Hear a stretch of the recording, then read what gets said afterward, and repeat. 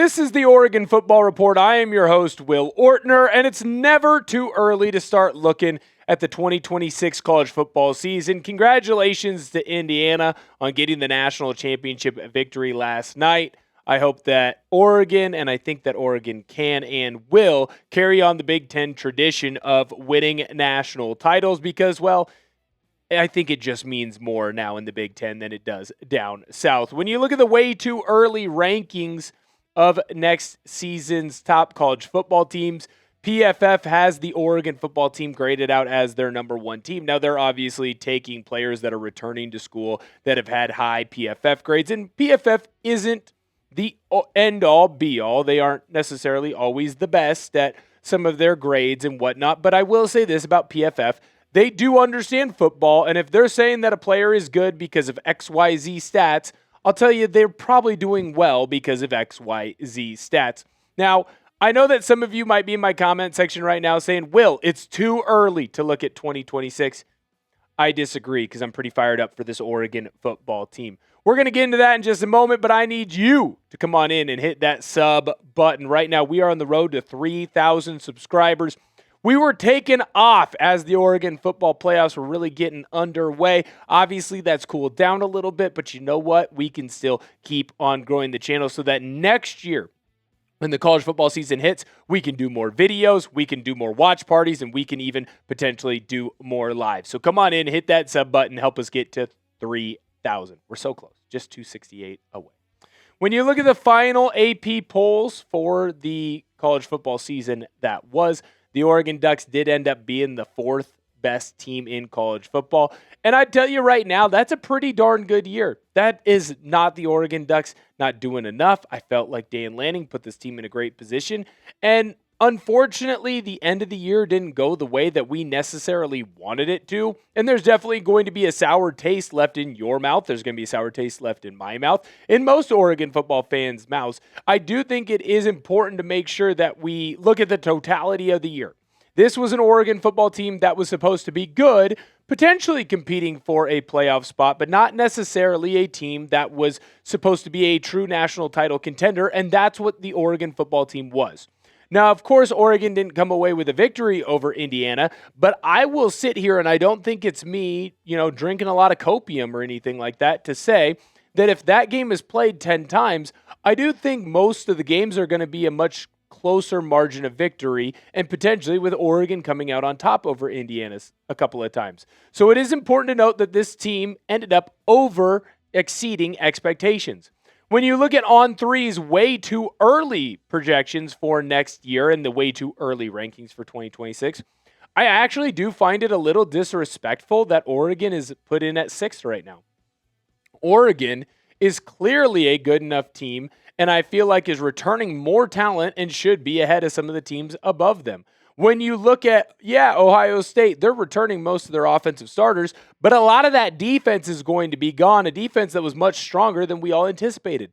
Oregon's defense, well, you kept all of the starters, and you improved a little bit in the transfer portal as well. When you look at what Georgia's got, you think that Gunnar Stockton's going to be a great star? We got the best quarterback in all of college football. I get why Texas is up there. Well, they're Texas. I don't get why Notre Dame's up there. They didn't even make the playoffs this year. How can they be better than this Oregon football team that's returning everybody? And then Indiana, well, they won the Natty. They kind of have to be up there. When you look at some of the odds makers over in Vegas, look at Oregon. They right now are tied for second when it comes to the odds to win a national title. And that kind of feels more in line with what this Oregon football team should be. You're returning the best quarterback in college football. You have a top 5 head coach in college football. The recruiting classes are only getting stronger from high school players. You're supplementing the guys who don't pan out with transfer portal players for the Oregon Ducks. I'm pretty damn excited about this team, and I'm going to tell you why this team has a good shot at being the first team in Oregon football history to win a national championship. Let me know, though, down below in the comment section, is it too early to look at 2026? Yes or no? I hope there's a lot more yeses than nos, because if there's a lot more yeses, then that means a lot of people are not dwelling on the past and they're looking towards the future. All right, So we're going to dive into the newcomers that are joining the Oregon football team right here. Here are some of the key players that have transferred in, having already played at another college. Dylan Raiola, obviously coming over from Nebraska, going to be the quarterback or a backup quarterback with the Oregon Ducks. This is still a solid transfer portal get, and I think it's important that we mention him. Iverson Hooks, people are saying could be another version of Tez Johnson. I don't know if you've been living under a rock. Tez Johnson was unbelievable in his couple of years over at Oregon. So I really think that we are going to see an explosion with Iverson Hooks. Dontre Robinson, a guy who had a lot of success at UNC, going to add into an already deep defensive line. Perich might be an upgrade over Dylan Thieneman. And that's not an attack on Dylan Thieneman. That's just letting everybody know how good I think Perich is, and the fact that they're going to be able to put him next to a couple of other really good players, including Trey McNutt in that defensive back safety room. I think the sky is the limits. And then grabbing Andrew Olesh, Penn State tight end, a guy who is one of the top tight ends in his class. Pretty damn exciting to see the Ducks getting some guys who have already had college football success.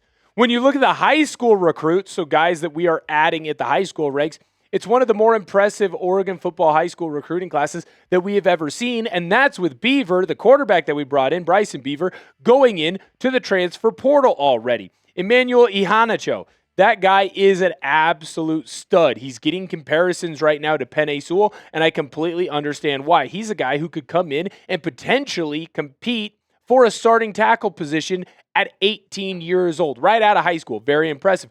Jalen Lott, one of the top players, at the Polynesian Bowl, the top wide receiver, in my personal opinion. Dude was turning heads. Anthony Jones, another great addition to what will be this high school team. Jet Washington, two guys that are going to add to the defensive side of the football for the Oregon Ducks, two guys that could come in and potentially compete for starting spots right away. And these are high school players. These are high school blue chip prospects. And then enough is said about Kendre Harrison. Kendre Harrison, I'm going to say his name correctly because he deserves that. He might be the biggest freak of all of the high school recruits that the Oregon Ducks have brought in. Not only is he going to be playing tight end for Oregon football, he's also going to be playing for the Oregon Ducks basketball team. And there's an argument he might be a better basketball player than he is a football player. And he's going to be one of the guys who's trying to get some tight end time and some tight end reps. I love the high school recruiting class that Dan Lanning has brought in, not only because they can impact this team for the long run, but there's a chance that a couple of these guys that you see on this list are playing right away for the Oregon Ducks. The Ducks are going to be better in 2026. I believe that sincerely. A lot of the players that had success this year are only going to get older, therefore better. Not a lot of Ducks ended up going into the NFL draft. Now, a couple of key guys did go, but I do think that you can supplement them with talent that's already on the roster or talent that you grabbed in on the transfer portal or through high school recruiting. I think that this Ducks team will be better. Let me know down below in the comment section. Do you agree or do you disagree with me? Now, the key returners that the Oregon Ducks have, it's one of the more impressive units that I've seen in all of my time watching Oregon football, and I'm talking all the way back to the Dennis Dixon days. I'm talking about Jonathan Stewart days. Some of you Duck fans might not even know those names. Dante Moore coming back at quarterback is obviously the big get. He's the number one quarterback, in my opinion, in the upcoming class. He would have been the number 2 pick in this year's draft. Dakorien Moore is only going to get better. He was having a great freshman year until he obviously had his injury that made him miss some significant time. And then, frankly, he just wasn't the same guy when he came back. Who knows? Maybe Oregon kind of rushed him back a little bit. Maybe he rushed himself back a little bit. He just wasn't the same in the playoffs. And those things kind of happen after a big injury. Jordon Davison, I think, is only going to improve by the end of the year. In my personal opinion, he was the number 1 back for this Oregon football team. And I think that Oregon is only going to continue to get better using him more and more and more. Teitum Tuioti and Matayo Uiagalelei coming to really hold down that edge position for this Oregon football team. Man, oh man, you got 2 guys that can get after the passer that are also great at defending the run. And those are just the top 5 guys in my personal opinion. You might have a couple other players that you say, hey, Will, why wasn't Evan Stewart on this list? Why wasn't Jeremiah McClellan on this list? Where was Hill? Where was X player, Z player, Y player?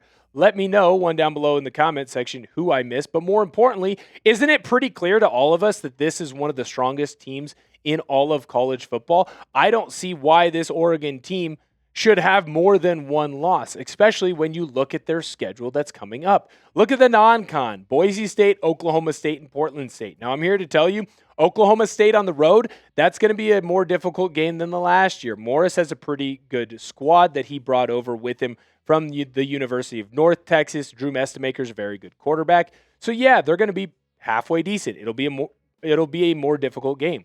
Oregon should still win that game.